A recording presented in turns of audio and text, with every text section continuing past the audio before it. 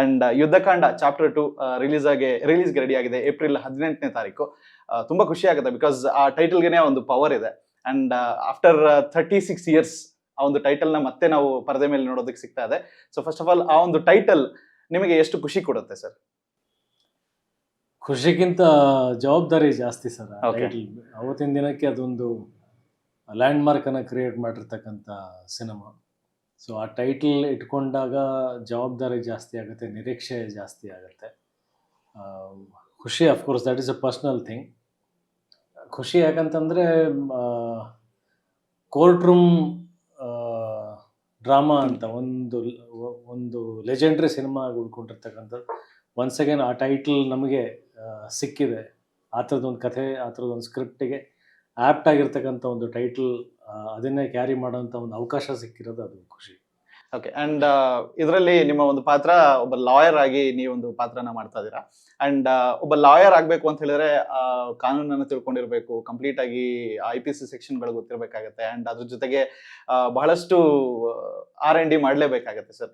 So ಈ ಒಂದು ಪಾತ್ರಕ್ಕೆ ಆ ಒಂದು ಪ್ರಿಪರೇಷನ್ ವೈಸ್ ನೀವು ನೋಡ್ತೀರಾ ಅಂತ ಕೇಳಿದ್ರೆ ಯಾವ ಪ್ರಿಪರೇಷನ್ಸ್ಗಳೆಲ್ಲ ನೀವು ತುಂಬಾನೇ ಜಾಗರೂಕತೆಯಿಂದ ನೋಡ್ಕೊಂಡ್ರಿ ಸರ್? ನಮ್ಮ ಮನೆಯಲ್ಲಿ ನಮ್ಮ ತಾಯಿಯವರ ಸ್ವಂತ ತಮ್ಮ ಅಂದರೆ ನನ್ನ ಸೋದರ ಮಾವ ಜಡ್ಜ್ ಆಗಿದ್ದವರು. ಓಕೆ.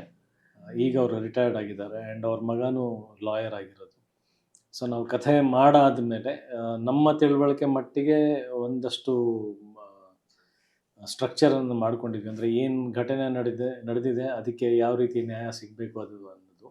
ಬಟ್ ಅದಕ್ಕೆ ಸೆಕ್ಷನ್ಸ್ ವೈಸು, ಪೀನಲ್ ಕೋಡ್ಸ್ ಅವೆಲ್ಲ ನಾವು ನಮ್ಮ ಮಾಮ ಜೊತೆ ಕೂತ್ಕೊಂಡು ಚರ್ಚೆ ಮಾಡಿ, ಆಮೇಲೆ ಅವರಲ್ಲದೆ ಸಾಕಷ್ಟು ಜನ ಲಾಯರ್ಸ್ ಕೂಡ ಎಲ್ಲರದ್ದು ಸಲಹೆ ಮೇರೆಗೆ ಆ ಕ್ಲಾಸಸ್, ಲಾಗಳನ್ನೆಲ್ಲ ತಂದು ಆ ಲಾ ಪಾಯಿಂಟ್ಸ್ ಹೆಂಗೆ ವರ್ಕ್ ಆಗುತ್ತೆ, ಆ ಲಾ ಪಾಯಿಂಟ್ಸ್ ನಾವು ಸಿನಿಮಾದಲ್ಲಿ ತರೋದ್ರಿಂದ ಅದ್ರದ್ದು ಪ್ರೋಸ್ ಆ್ಯಂಡ್ ಕಾನ್ಸ್ ಏನೇನಾಗುತ್ತೆ ಎಲ್ಲನೂ ವಿಚಾರ ಮಾಡಿ ಅಳವಡಿಸ್ಕೊಂಡಿರ್ತಕ್ಕಂಥದ್ದು.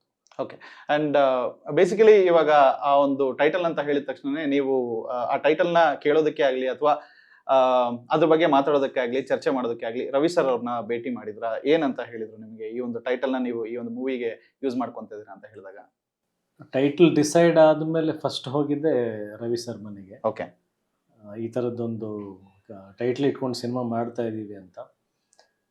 ಅವರು ತುಂಬ ಖುಷಿಪಟ್ಟರು ಆ್ಯಂಡ್ ಅಫ್ಕೋರ್ಸ್ ಬ್ಲೆಸ್ ಕೂಡ ಮಾಡಿದರು, ಒಳ್ಳೆಯದಾಗಲಿ ಅಂತ.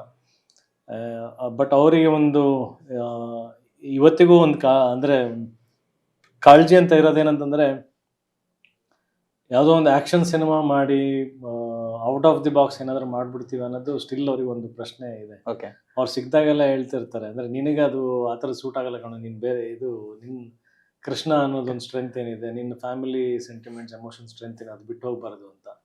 ನಾನು ರವಿ ಸರ್ ಹೇಳ್ತಾನೆ ಬರ್ತಾಯಿದ್ದೀನಿ, ಇಲ್ಲ ಸರ್ ಅದು ನೀವೇನು ನನ್ನ ಬಗ್ಗೆ ಒಂದು ಕಾಳಜಿ ಇಟ್ಕೊಂಡು ಹೇಳ್ತಿದ್ದೀರಾ, ಅದೇ ಕ್ಯಾರೆಕ್ಟರ್ ಇರೋದು.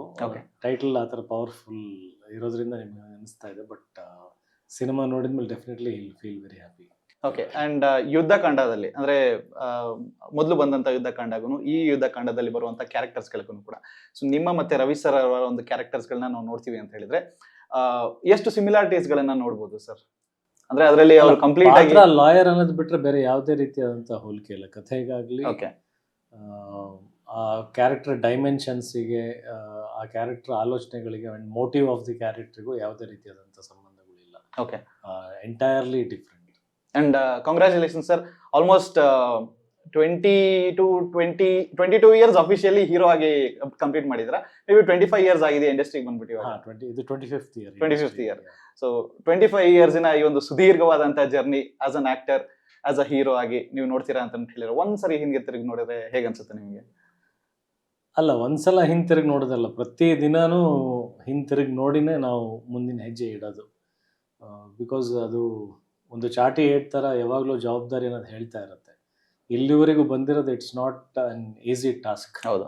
ಎಲ್ಲರಿಗೂ ಆ ಥರದ್ದು ಭಾಗ್ಯ ಸಿಗಲ್ಲ, ಎಲ್ಲರೂ ಅದನ್ನು ಕ್ಯಾರಿನೂ ಮಾಡೋಕ್ಕಾಗಲ್ಲ. ಒಂದು ಕಡೆಯಿಂದ ಶ್ರಮನೂ ಇದೆ, ಒಂದು ಕಡೆಯಿಂದ ಅದೃಷ್ಟನೂ ಇದೆ ಇಲ್ಲಿವರೆಗೂ ಬರೋದಕ್ಕೆ. ಆ್ಯಂಡ್ ಸಾಕಷ್ಟು ಮಾರಲ್ಸ್ ಇದೆ ಅದ್ರ ಹಿಂದೆ. ಕಷ್ಟ, ಸುಖ, ಅವಮಾನ, ಸನ್ಮಾನ ಎಲ್ಲನೂ ಸರಿಸಮಾನವಾಗಿ ನೋಡ್ಕೊಂಡು ಇಲ್ಲಿವರೆಗೂ ಬಂದಿರತಕ್ಕಂಥದ್ದು.